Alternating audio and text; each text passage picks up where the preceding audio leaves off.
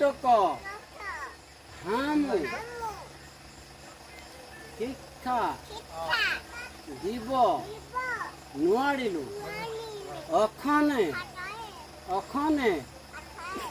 তোহাৰ পুতক সঞ্জাই দিলোঁ আহে মহাৰাজা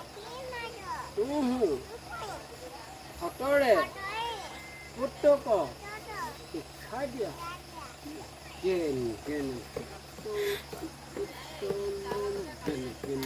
কেনেকে ভয়টো কেনেকে